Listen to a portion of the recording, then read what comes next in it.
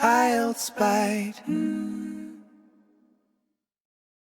What if the reason you freeze up when speaking English isn't because you lack vocabulary? What if it's actually because your brain is actively trying to protect your adult identity? Wow. That's quite a statement to start with. Protecting my identity. I mean, it usually just feels like my brain is failing me when I need it most. It really does feel like a failure in the moment, doesn't it? But what if it's actually a highly evolved defense mechanism? A defense mechanism. Okay, I'm listening. Oh, welcome to our conversation today. Come on in, get comfortable, and, just take a deep breath. We are so happy you're joining us. Yeah, if you're listening to this right now, you were probably on a journey with your English learning. And we know that journey can sometimes feel a little lonely or, maybe overwhelmingly frustrating. Exactly. But today, this space right here, it's a safe, cozy, and relaxed place just for you. I am genuinely excited to be here, and I want to say directly to you, the listener, that I am a learner too. I completely understand those waves of frustration you feel. It's so common. It is. Learning a language as an adult is a beautiful, complex thing. Yeah. But it is certainly not easy. So I'm really looking forward to our chat today to learn right alongside you and, well, to figure out why my brain keeps hitting the brakes. I'm so glad we're digging into this together because there is a very common problem that almost every adult language learner faces. We hear about it constantly. Oh, yeah. The fear. Right. It is that sudden, terrible fear of speaking. It's the feeling of completely freezing up when someone speaks fast English to you. Yes. The vocabulary is locked somewhere inside your head, but your mouth simply refuses to move. Oh, I know that feeling intimately. It feels like a physical weight on your chest. Actually, I have a very clear memory of this happening to me recently. What happened? So I was at a busy cafe, and I wanted to order a specific type of coffee. I had actually practiced the sentence in my head for like 5 minutes while standing in line. I think we have all done that. Right. But when the person behind the counter finally looked at me and asked a fast, casual question, my mind just went entirely blank. I felt so stuck. Oh, no. Yeah. I was suddenly trying to translate every single word from my native language into English right there on the spot. I panicked and just mumbled, black coffee, please. And how did you feel walking away? I walked away feeling incredibly disappointed in myself. I didn't even want black coffee. Thank you for sharing that story. I think almost everyone listening right now knows exactly what that cafe moment feels like. Definitely. So let's try something. Think about a time recently when you felt that exact same panic. Just take a couple of seconds to bring that memory to mind. Yeah, think about it for a second. How did your body feel? Did your heart race? Did your shoulders get tight? My shoulders definitely went up to my ears. It's such a visceral reaction. Exactly. It's a physical reaction to a mental block. When we try to translate word for word in our heads under pressure, we get stuck. But it is a completely normal part of the language process. And today, our mission is to break through that fear. We are going to deconstruct the psychology of language learning. That sounds amazing. We are going to explore how to optimize your listening, reading, speaking, and writing. But most importantly, we are going to build a completely new approach based on a simple 10-minute daily habit. The 10-minute daily habit. I have to be honest, that sounds a bit too good to be true. I usually feel like I need to study grammar for 2 hours a day just to make a tiny bit of progress. That is the trap so many of us fall into. We think more time equals more fluency. But the brain doesn't work like a hard drive that you just dump data into. No. No, it works much more like a muscle. And just like building physical strength, a short, intense, and focused daily habit is far more effective than an exhausting 3-hour session once a week. Okay, you have my attention. If it is only 10 minutes, I could definitely find time for that. Let's actually test that idea right now. I have a quick question for everyone listening. Think about your typical morning routine. Oh, this is interesting. What time do you usually wake up, and what is the very first thing you do in the morning? Take a moment to think about your answer, and if you are in a place where you can, say your answer out loud right now. Just speak it into the room. Yeah, give it a try. We'll give you a few seconds. What time does your alarm go off, and what happens next? Say it aloud. It is interesting to think about the automation of our mornings, isn't it? Most of us do the exact same things in the exact same order. We really do. We are creatures of habit. Okay, now let's test your short-term memory. Can you remember what my conversation partner here said they ordered at that cafe earlier? Say it out loud if you remember. Let's see if you caught it. Ah, I was so nervous, I ended up getting something I didn't even want. did you say it? You ordered a black coffee. I did. It was very bitter, just like my mood at that moment. I love that. But speaking of mornings, I usually wake up around 7 o'clock, and the very first thing I do is go to the kitchen to make a large cup of tea. It is a quiet moment before the day starts. That quiet moment is exactly what we are looking for. Because our goal today is to show you how to take a simple 10-minute speaking habit and drop it right into that morning routine. That makes a lot of sense. But before we get to the habit itself, we need to understand why that cafe panic happens in the first place. We need to talk about how the brain actually processes language. Okay. Because there is a massive difference between acquiring a language and learning a language. Acquiring versus learning. Honestly, they sound like the exact same thing to me. They seem similar, yeah, but psychologically they are completely different processes. Think about young children. Think about a 4-year-old. Okay. They do not sit at a desk studying grammar books. They don't use flashcards to memorize vocabulary lists. No, definitely not. They just play, they listen to their parents, watch cartoons, and absorb the language from the world around them. This is called language acquisition. It's subconscious. It happens without any deliberate effort. Right. Children just seem to soak it up like a sponge. It is almost unfair how easily they pick up an accent and just start chattering away. It is a little unfair. But as adults, we take a very different path. We enroll in evening classes. We buy textbooks. We consciously learn the rules. We memorize that we must add an S to a verb for the third person singular, like he walks or she talks. That is conscious learning. Exactly. Conscious learning is analytical. Subconscious acquisition is natural. But here's the part that always frustrates me.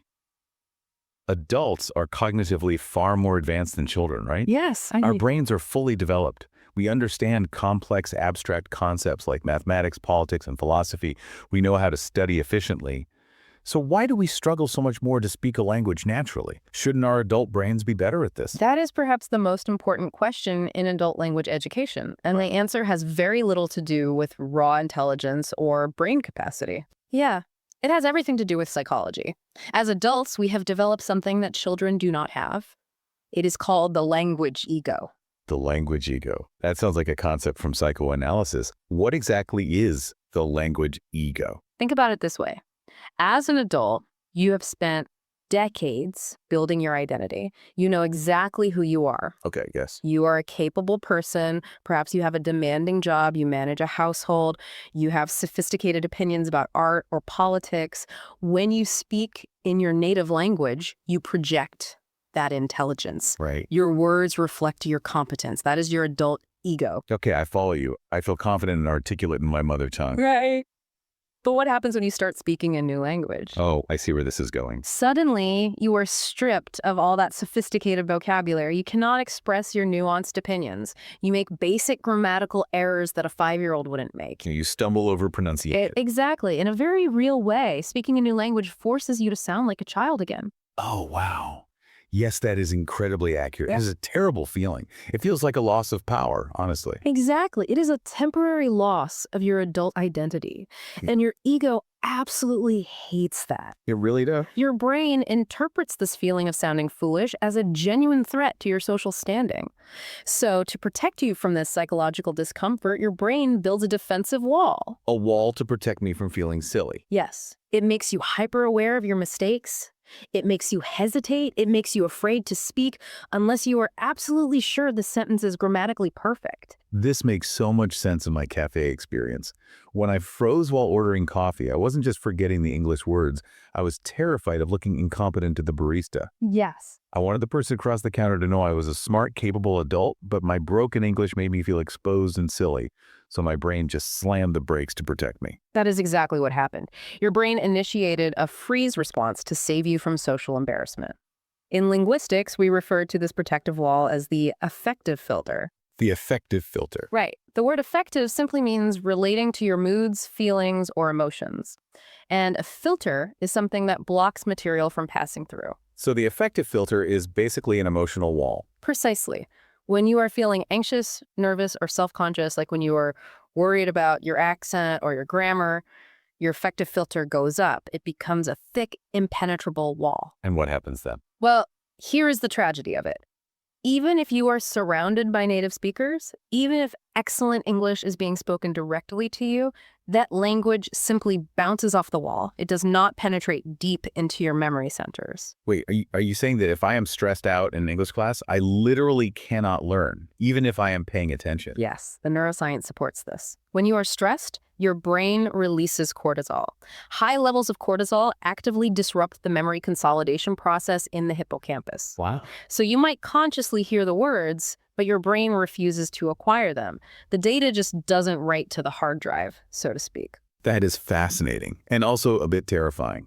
It means all those times I forced myself to study while I was frustrated or tired were basically a waste of time. Not entirely a waste, but highly inefficient. However, the reverse is also true. Okay, good. Give me the good news. When you are relaxed, when you are in a cozy, safe environment, much like the space we are creating right now as you listen to this, your affective filter is very low.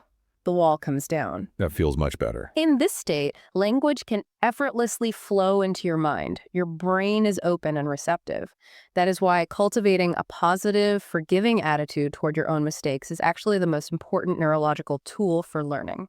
That is deeply comforting to hear. It shifts the blame from I'm not smart enough to I was just too stressed out. Exactly. Let's take a moment to practice lowering that wall together. Listener, think about a time you made a silly mistake in English. Notice if you feel a little tightness in your chest. Now, take a breath and just let that tension go. Say out loud the emotion you felt. Were you embarrassed, anxious? Just say it aloud. I love that. Name it to tame it. And now I want you to repeat a positive affirmation out loud. Just repeat after me. Mistakes are just stepping stones. Go ahead, say it. Mistakes are just stepping stones. When you reframe a mistake not as a failure of your identity, but just as a temporary mechanical error, the ego relaxes. The filter drops. Okay, so I understand now that I need to be relaxed. The filter has to be down. But there is another piece of this puzzle that really confuses me. What's that? Well, I actually do a lot of relaxed listening. I watch English movies on the sofa. I listen to podcasts while walking in the park. I consume hours of what people call input. That's great. But my speaking ability is still lagging far behind my listening ability. If my filter is down when I watch a movie, why isn't all that input making me a fluent speaker? That is the illusion of passive learning, and it brings us to a crucial theory called the output hypothesis. The output hypothesis. Yes. You're absolutely right that input listening and reading is wonderful and essential. You cannot learn words you have never heard. But the hard truth is that input alone is completely insufficient for spoken fluency. Why? If I hear a phrase 50 times in a television show, shouldn't my mouth just know how to say it? You would think so, but the brain is incredibly efficient. Some might even call it lazy. Lazy. My brain. When you are just listening to a movie, your brain's only goal is comprehension. It wants to understand the general meaning of the scene. To do this, it only needs to process the main vocabulary words. I see. It completely skips over the complex grammar, the tiny prepositions, and the exact verb tenses because it doesn't need them to understand the story. Oh, that is so true. If someone says, I went to the store yesterday, my brain just hears I go store yesterday. I understand the meaning perfectly without paying any attention to the irregular past tense verb went. Exactly. Your brain takes a shortcut. But output is a completely different cognitive process. Output meaning speaking. Output means producing the language yourself through speaking or writing. When you are forced to create a sentence from scratch, you cannot take shortcuts. You suddenly realize that knowing the general meaning is not enough. You actually need to know exactly which preposition to use or exactly how to conjugate the verb. This hits so close to home. I had this exact experience just a few days ago. Tell me about it. I was trying to tell a colleague a funny story about my weekend. I was speaking along, feeling quite confident, and then I suddenly hit a wall. I realized I didn't know how to express a specific hypothetical situation in the past. Oh, those are tricky. Very tricky. I knew all the individual words, but I had no idea how to structure the grammar to make it make sense.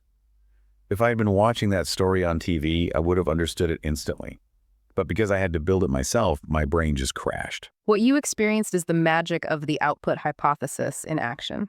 When you were speaking and your brain crashed, you found what linguists call a gap. A gap. A gap is the dark space between what you want to say and what you actually know how to say. It didn't feel like magic. It felt like failure. I know it feels uncomfortable, but finding that gap is incredibly valuable. Producing output forces your brain to notice its own limitations. And here is the beautiful part. Tell me. Once you notice a specific gap, your brain becomes highly sensitized to it. It becomes hungry for the answer. What do you mean by hungry?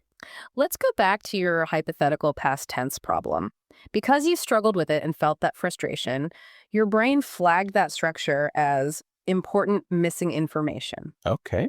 Now, the very next time you are watching a movie or listening to a podcast and a native speaker uses that exact grammar structure, your brain will light up. Really? Yes, it will catch it immediately. It will say, that is the puzzle piece we were missing yesterday. If you had never spoken and never failed, your brain would have just ignored it again. So by opening my mouth and failing to say something correctly, I am actually priming my brain to absorb the correct answer the next time I hear it. Precisely.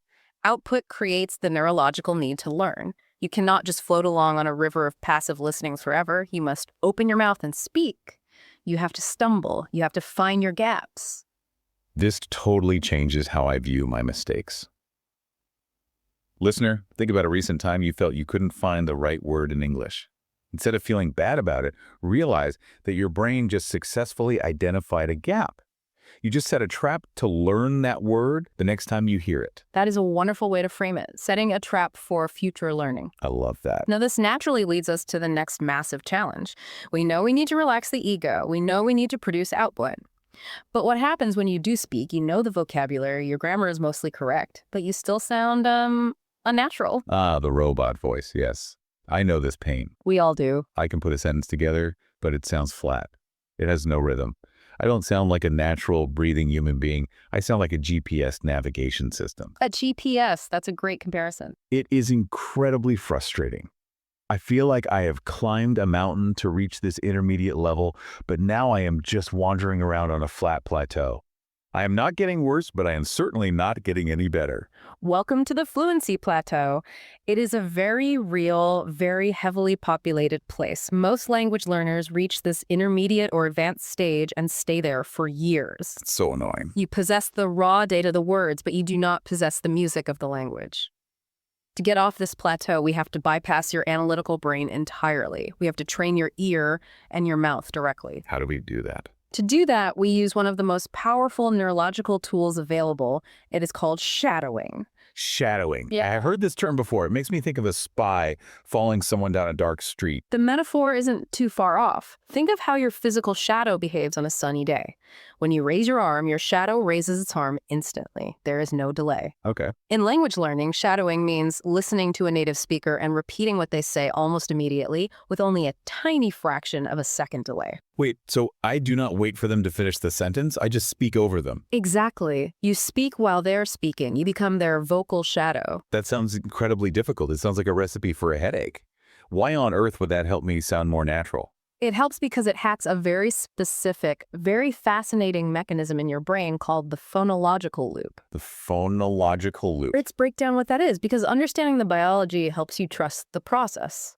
Phonological simply means having to do with sound, and a loop is a circle that repeats. Okay, so a repeating sound circle in my head. Right. Deep inside your working memory, your brain has a short-term holding area specifically for auditory information. It is like a tiny leaping audio recorder. Okay, I'm picturing it. When you hear a phrase, the sound echoes in this loop for about 2 seconds before it either gets processed into deeper memory or is completely forgotten. Is this why I can remember a phone number just long enough to write it down if I keep repeating it in my head? Yes, that is your phonological loop keeping the audio file alive.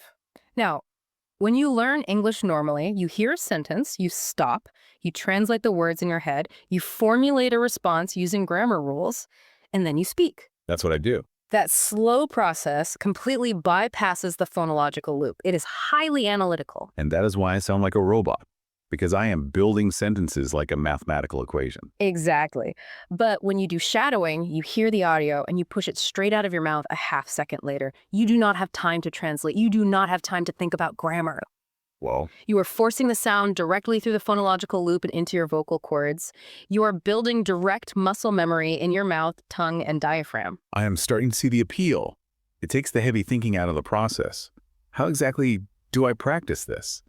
You mentioned a half-second delay. Are there different ways to do this? There are three main techniques, and they each serve a slightly different purpose. The first is what we call synchronous shadowing. Synchronous meaning. Synchronous means happening at the exact same time. You take an audio track, a podcast, an audiobook, a YouTube video, and you try to speak the words aloud with only a tiny delay. The rule here is you do not pause the audio, ever. Even if I make a mistake, even if I stumble over a word. Especially if you make a mistake, you just leave the mistake behind and immediately catch back up with the speaker. It is like trying to jump onto a moving train. If you stumble, you don't stop, you just keep running. That sounds intense. It is, but this trains your brain to let go of perfectionism. It forces your mouth to keep moving at a native speed, which trains the physical muscles of articulation. I can imagine that feels very strange at first. It must feel like your mouth is operating independently of your brain. It does feel strange. Many people find it almost meditative once they get used to it because you are actively turning off your conscious, translating, worrying brain. You just become a vessel for the sound. Meditative. I like that. But to truly cure the robot voice, we need the second technique. This one is called prosodic emotional mirroring. Prosodic emotional mirroring. Those are some heavy academic terms. Can we unpack that? Absolutely. Prosody is the linguistic term for the rhythm, the pitch, the volume, and the overall melody of a language. It is the music. Every language has its own unique music. Right. English, for example, is a stress-timed language. This means we punch certain important words really hard, and we swallow the small, unimportant words so quickly they almost disappear. Like how going to turns into gonna, or how the word and just becomes an N sound. Yes, exactly. If you give every word the exact same time and weight, you sound robotic. Now, the emotional mirroring part is where it gets really interesting. Tell me more. It means you don't just copy the rhythm, you must copy the exact human emotion of the speaker. If the person in the podcast sounds frustrated, you must contort your face and sound frustrated. If they are whispering a secret, you must whisper. So I have to become an actor. You absolutely have to become an actor, and there is a biological reason for this. Emotion literally changes the physical shape of your vocal cords, your throat, and your mouth. Yes. When you smile, the sound of your vowels changes. When you are angry, your voice gets sharper and more resonant in your chest. Oh, that makes total sense. If I try to say a really excited sentence, but my face is blank and my voice is flat, it sends a mixed signal. It sounds incredibly unnatural. Exactly. English without emotion sounds artificial.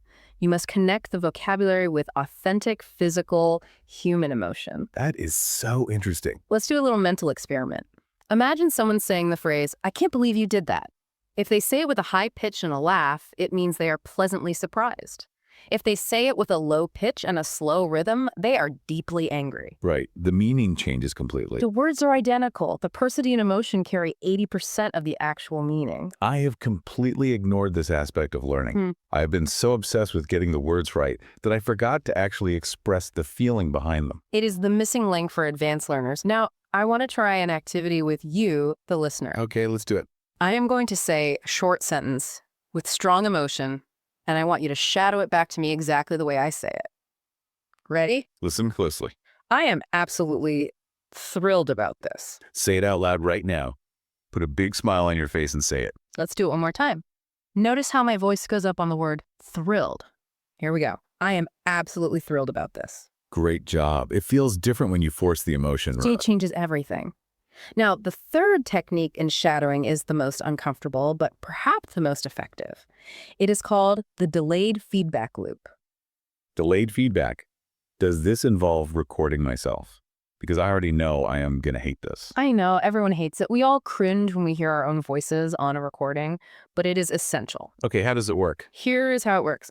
You take your phone, open the voice memo app, and you record yourself doing the shadowing exercise for about 30 seconds.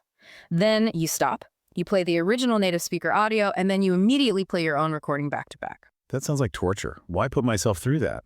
Because while you are speaking, your brain is too busy managing your mouth to actually hear what you sound like.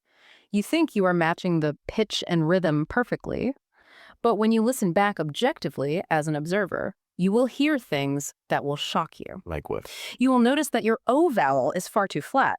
You will notice that you completely missed a subtle pause. So it is like a dancer watching themselves in a mirror to correct their posture. Yeah. You can't fix what you can't see, or in this case, what you can't hear. What a brilliant analogy. Yes, the audio recording is your mirror. You listen, You identify one specific flaw, you adjust your mouth, and you try it again. It is a rapid cycle of micro-corrections. Okay, I see the value in all of this.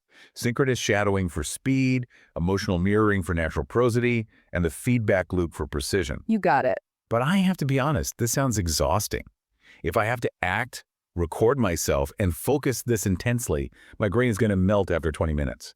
Do I have to sit at my desk for an hour doing this? No, please do not do this for an hour. Shadowing is highly cognitively demanding. It burns a lot of mental glucose. If you do it for too long, your brain will fatigue, you will get frustrated, and your affective filter will shoot right back up. Phew. Okay. This brings us back to the premise we made at the beginning of this conversation. The 10-minute daily habit. Exactly.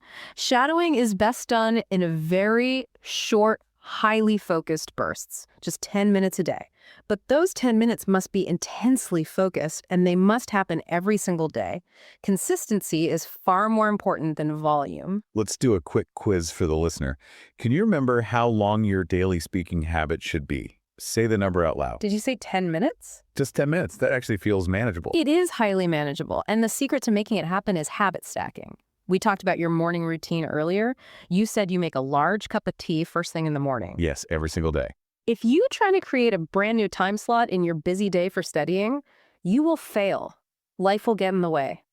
But if you attach this 10-minute shadowing habit to an action you already do automatically, like making tea, it requires almost no willpower. So I put my headphones on, start boiling the water, and I shadow a podcast while I prepare my tea. By the time the tea is ready, I have done my spoken English practice for the day. Boom. You are done. You have primed your vocal cords for the day, you have bypassed your language ego, and you have built muscle memory all before you even check your emails. That is fantastic. Think about your own morning routine right now. Where is your 10-minute window? Is it in the shower? Is it walking the dog? Is it waiting for the train?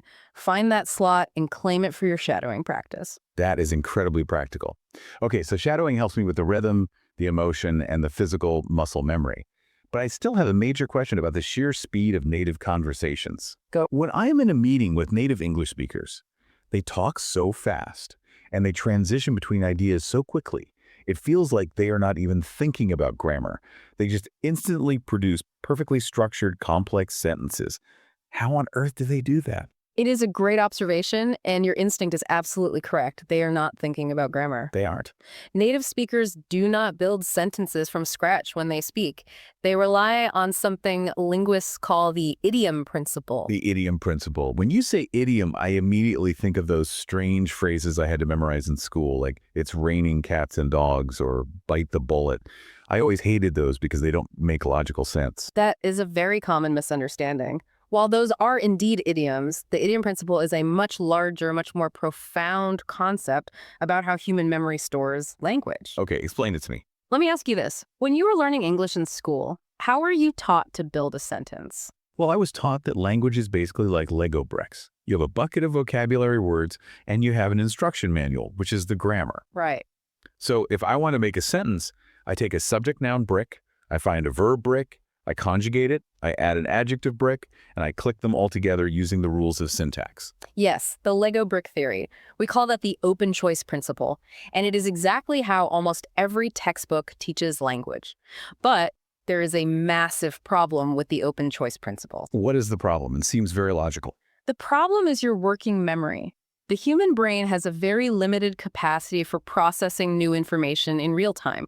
This is known as cognitive load. Cognitive load. Right. If you are trying to hold the vocabulary words in your head, remember the conjugation rules, think about the preposition, and focus on the person you were talking to, your working memory simply crashes. It is too much data to process at once. Wow. This is why building sentences brick by brick results in very slow, hesitant, robotic speech. So that is why I stammer and pause so much. My brain's processor is overloaded trying to assemble the Lego bricks. Exactly.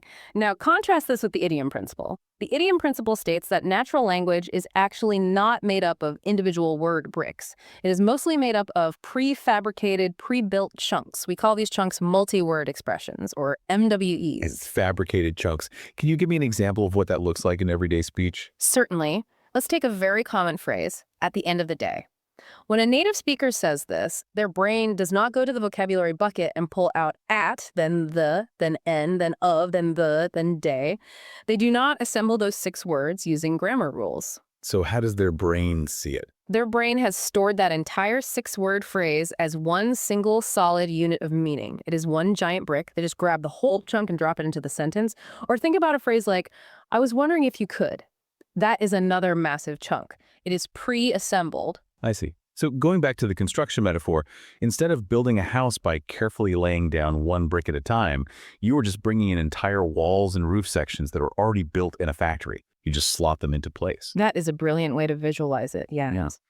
And this process of storing phrases as single units creates something called automatization in memory. Automatization. Because you have seen and heard the chunks so many times, the neural pathway becomes superhighway fast. It becomes an automatic cognitive routine. And this solves the working memory problem. Precisely. If you drop in a pre-made chunk, like, as a matter of fact, you just effortlessly produced 5 words without using any grammar processing power at all, your working memory is completely free. This is amazing. You can use that freed up brain power to focus on the actual conversation, read the body language of the person you were talking to, or plan your next idea. This is a revelation. It means I do not need to be a grammar genius to speak quickly. I just need to stop obsessing over individual words and start collecting these chunks. Yes. Fluency is not about knowing more words. It is about knowing more chunks. Let's do an activity right now. Listener, take a moment to think about your own speech. Do you have a favorite English phrase or filler chunk that you use automatically without thinking? Say it out loud right now. What's your favorite phrase? Maybe it's something like, to be honest, or by the way. Notice how effortlessly those phrases roll off your tongue compared to when you have to build a sentence from scratch. I use at the same time quite a lot. And you were right. It feels totally different. It feels like one long word at the same time. Exactly. It has become one phonetic unit. Let's have the listener try one. I want you to repeat a chunk we just used in conversation, as a matter of fact. Say it fast, like one big word, as a matter of fact. Good. Now, understanding how chunks work leads us directly into a deeper discussion about the architecture of human memory. Let's hear it. Because this chunking mechanism explains why so many people get stuck at the upper intermediate level and struggle to reach advanced C1 or C2 fluency. To understand this, we have to look at how the brain stores different types of knowledge. I'm intrigued. What do you mean by different types of knowledge? The brain uses 2 entirely different memory systems. The first is called declarative memory. Declarative memory. The name suggests declaring or stating something. You nailed it. Declarative memory is for facts and information that you can consciously recall and state out loud. For example, knowing that Tokyo is the capital of Japan is a piece of declarative memory. Okay, so how does that apply to language learning? Knowing that the past tense of the verb catch is caught is declarative memory. Knowing the rule that you must use the present perfect tense for an action that started in the past and continues into the present is declarative memory. It is explicit, conscious knowledge. That is basically everything I ever learned in a traditional language classroom. That is what you use when you sit down in a quiet room and take a multiple choice grammar test. Precisely. And most adult learners have incredibly rich declarative memory banks. You know all the rules. But here is the problem. Declarative memory is very slow to access during a live, fast-paced conversation. Oh, because I have to think about it. When someone asks you a question, you do not have 3 seconds to search your mental database for the correct verb tense rule. Which brings us back to freezing and stuttering. So what is the second type of memory? The second type is called procedural memory, and this is the holy grail of fluency. Procedural memory is for unconscious skills. It is the memory of how to physically do things. Like riding a bicycle or driving a car. Exactly. Think about driving a car. When you first learned, it was a declarative process. You had to consciously think, okay, press the clutch, move the stick to first gear, check the mirror, slowly release the clutch. It was exhausting. It really was. But now, years later, you can drive all the way to work while drinking coffee and listening to the radio, and you don't even remember the drive. Your body just knows how to do it. The skill has become procedural. And speaking a language smoothly is supposed to be a procedural skill. Yes, fluent language production must be procedural. The tragedy of traditional adult education is that it stuffs your head full of declarative facts, but gives you very few tools to convert those facts into procedural skills. You know the rule, but you cannot execute it automatically. Wow. That completely diagnoses my entire struggle with English. I can ace a written exam, but when I am at a dinner party, I make mistakes with basic things like dropping the S on plural words.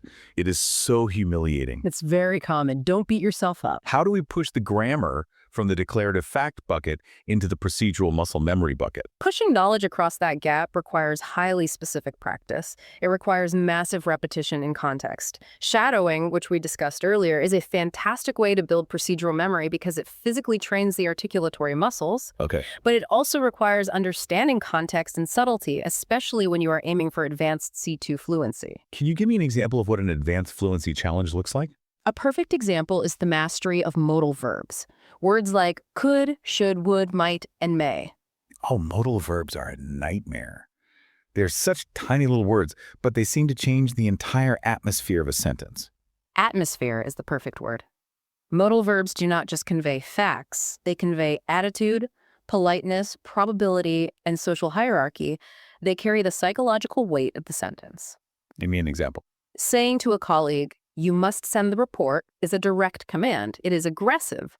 Saying, "You should send the report," is strong advice. Saying, "You might want to send the report," is a gentle, highly polite suggestion. And if I use the wrong one, I might accidentally insult my boss or sound like a dictator. Exactly. And you cannot learn the subtle social weight of modal verbs just by memorizing their dictionary definitions in your declarative memory. You have to encounter them in real-world contexts hundreds of times. You have to feel the social reaction they cause. That is how they eventually sink into your procedural memory. I want to share something I read once about procedural memory, and I want to know if it is true.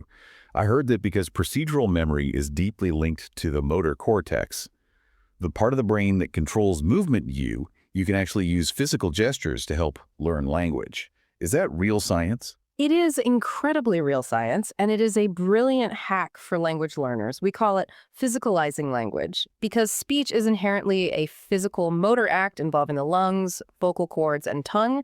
Tying it to larger body movements helps cement the neural pathways much faster. So you were saying if I move my hands around while I speak, I will actually learn the grammar and rhythm better. Yes, especially for things like intonation and prosody. Let me give you a concrete example. In English, when we ask a standard yes or no question, the pitch of our voice typically rises at the very end of the sentence. It goes up. Many learners struggle with this. Their voices stay flat, so their questions sound like statements. I do that all the time. My native language is very flat, so rising intonation feels unnatural. So here is the physical hack. When you practice asking a question, I want you to physically raise your hand up in the air at the exact moment your voice is supposed to go up. Literally lift my hand toward the ceiling. Yes. By raising your hand, you are forcing a physical upward movement. Your brain links the physical kinetic motion of your arm with the auditory rising pitch in your throat. It locks the intonation pattern into your procedural memory almost immediately. That is fascinating. We have to try this right now. Let's do it together. I'm going to ask a very simple question. Are you coming? As I say the word coming, I'm going to physically raise my right hand into the air. See how it feels. Good. Are you coming? Wow, I actually felt my vocal cords stretch slightly higher because my arm was going up. It is powerful, isn't it? Listener, try it yourself wherever you are listening. Ask the question and pull your hand up on the last word. Are you coming? Say it out loud and raise your hand. Seriously, try it. Are you coming? Tie the physical body to the spoken word and you bypass the analytical brain entirely. I am definitely going to use that. Let's test the listener on what we just learned.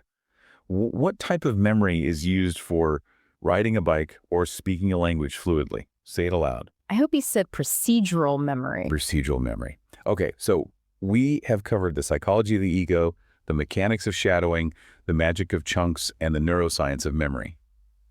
But there is one more massive hurdle that constantly trips me up, especially when I'm trying to communicate complex ideas at work. It happens heavily when I write, but also when I speak. What is the hurdle? It is the trap of mental translation. Even though I know better, I still catch myself forming an entire complex thought in my mother tongue first, and then trying to translate it word for word into English. The result always feels heavy, awkward, and totally unnatural. Yes. You have just diagnosed yourself with a very common condition known in linguistics as translationese. Translationese. It sounds like a rare disease. In the world of language acquisition, it is a bit like a virus. Translationese refers to the subtle and sometimes not so subtle fingerprints of your native language that get left all over your English sentences. Fingerprints. I like that image. Yeah. So it is when my English sentence technically has all the right vocabulary, but the structure is entirely foreign. Exactly. Every language has its own unique architecture, its own flow, and its own cultural logic. When you translate directly from your mother tongue, you are forcing English words into a foreign architectural frame. That makes sense. It is like trying to wear a suit that was perfectly tailored for a completely different person. You can put it on, it covers your body, but the shoulders are too tight, the sleeves are the wrong length, and it just looks awkward. That is exactly how my professional emails feel. They feel like an ill-fitting suit. One of the most common symptoms of translationese is a phenomenon called explicitation. Explicitation, what does that mean? Making things explicit. Yes, it means over-explaining or making the connections between ideas overly clear. When adult learners write or speak in a second language, they often feel insecure. They do not trust that the other person will fully understand their point. That is very true. Because of this anxiety, they overuse heavy connecting words and logical markers. Give me an example. What kind of connecting words? Words like furthermore, moreover, therefore, nevertheless, or consequently. Oh, I use those all the time. In academic writing, these are fine. But in Translationese, learners use them constantly in casual speech or basic emails. They will write, the server is down, therefore I cannot send the file. Furthermore, the IT guy is at lunch. Oh, no. I am completely guilty of this. I use therefore and moreover all the time because they make me feel like I am writing advanced English. It is a very natural trap, but native English, especially modern professional English, usually prefers shorter, punchier sentences. A native speaker would just write, the server is down, so I can't send the file right now. Also, the IT guy is at lunch. That sounds much more natural. Right. Native writing breathes more. It leaves space for the reader to make the logical connections. Translationese suffocates the sentence by over-explaining everything. That is a painful truth to realize. Yeah. Another thing I do is use very stiff formal phrases because they map perfectly to polite phrases in my native language. Yes, those are called unnatural lexical bundles. You drag a polite idiom from your culture into English, and while people might understand you, it sounds incredibly archaic or strange. Okay, so I am infected with Translationese. I'm wearing the ill-fitting suit. How do I cure this? How do I actually train my brain to stop formulating thoughts in my native language first? The cure is actually one of the most enjoyable things you can do in language learning. The absolute best way to eradicate mental translation is through extensive reading. Extensive reading. That sounds like I need to go read a dense 500-page academic textbook on economics. It is the exact opposite, I promise. Let's clarify the difference between intensive and extensive reading. Intensive reading is what you do in a classroom. You take a short, difficult text and you dissect it. You analyze the grammar, you look up every unknown word in the dictionary, and you study it deeply. It is hard work. Yes, that is how I usually read in English. It takes me 20 minutes to read one page. Extensive reading, on the other hand, is reading purely for pleasure. It involves reading a massive quantity of material that is incredibly easy for you. The golden rule of extensive reading is that you should be able to comprehend 95% to 98% of the words on the page without ever touching a dictionary. Wait, no dictionary allowed. No dictionary. If you have to stop and look up a word more than once every few pages, the book is too hard for you. Put it down and find an easier one. Extensive reading should feel fast, smooth, and fun. It should feel like watching a movie in your head. How does reading a fast, easy book cure my Translationese? If I already know all the words, what am I actually learning? You are not learning new vocabulary. You are learning the natural architecture of the language. When you read a lot of easy, enjoyable material, your brain is exposed to hundreds of thousands of correctly structured English sentences. I see. Because the vocabulary is easy, your cognitive load is very low. Your affective filter is completely down because you are relaxed and enjoying a story. So my brain is just soaking up the patterns without realizing it. Exactly. Over time, this massive exposure builds something incredibly powerful called lexical priming. Lexical priming. Yeah, lexical means related to words. What does priming mean in this context? To prime a pump means to prepare it to flow.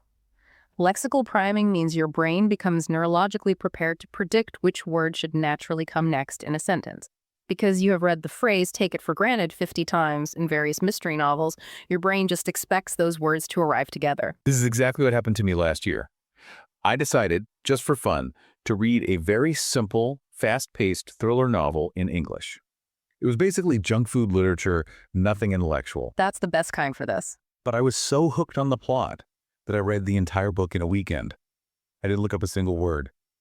And I noticed the following week at work, when I was typing emails, the sentences just seemed to flow out of my fingers faster.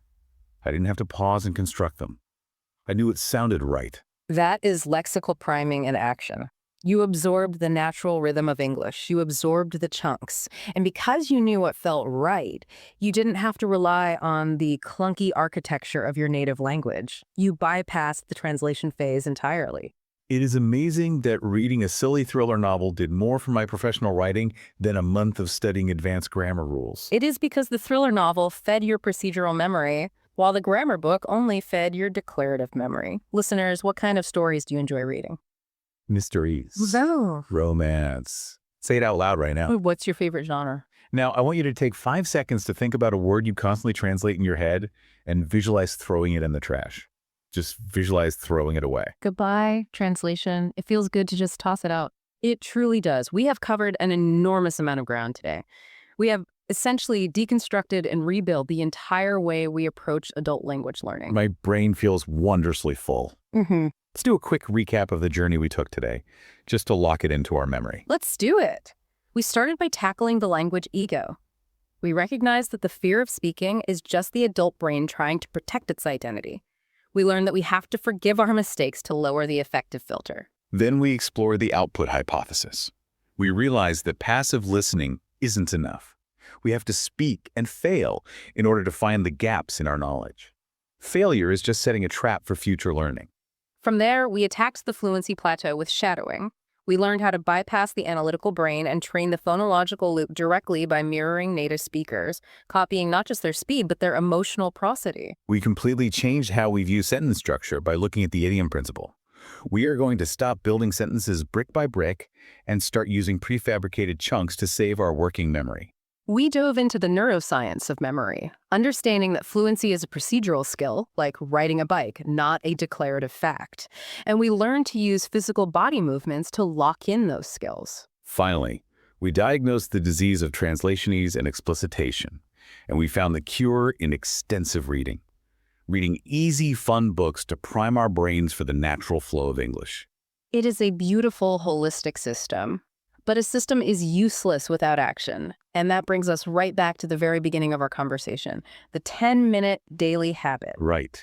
We are not asking anyone to study for 3 hours. No, we want to challenge you to take just one of these techniques, let's say the shadowing technique, and add it to your morning routine tomorrow. Just 10 minutes. Put on a podcast while you make your coffee or while you wait for the bus. Do it when your mind is fresh and your ego is quiet. 10 minutes is nothing. But 10 minutes compounded over 6 months is transformative. It is life-changing. Let's make a commitment right now. Listener, think about where your 10-minute window is tomorrow morning. Visualize yourself doing it. I have my window. I will be doing it while the kettle boils for my tea. I am fully committed. Now it's your turn. Say this out loud with me. I will practice for 10 minutes tomorrow. Say it. I will practice for 10 minutes tomorrow. I love that. Before we close our conversation today, I want to leave you with one final, slightly deeper thought to chew on. Okay, I'm ready. We spend so much time talking about the mechanics of language, the memory systems, the vocal cords, the grammar chunks. It is easy to view English as just a mechanical tool you're trying to acquire, like learning how to use a new software program for work. It certainly feels like a tool most of the time. But at its very core, language is intimately, inextricably tied to identity. The words you use, the rhythm of your speech, the way you express emotion, these things make up who you are. Wow. When you slowly learn to speak English smoothly and naturally, when you finally shed the translation and find your flow, you are not just acquiring a tool, you are actually developing a new, slightly different version of your own personality. A new version of myself. That is powerful. Yes. Many bilingual people report that they feel slightly different when they speak their second language. Perhaps they feel more outgoing or more direct or more playful. You are expanding the boundaries of who you are. That is incredible to think about. So as you start your 10-minute practice tomorrow morning, don't just ask yourself, how can I sound more native? Ask yourself a much more exciting question. Who will my English self become? What a beautiful, profound thought to end on. I am genuinely excited to meet my fully realized English self, and I firmly believe in your English self too, whoever's listening. Thank you so much for exploring all of this with me today. It has been an absolute pleasure. Remember to keep practicing, be incredibly kind and forgiving to yourself, and never forget that every single mistake you make is just a stepping stone on the path to fluency. Have a wonderful, relaxed, and curious day of learning. Until next time, take care and keep speaking.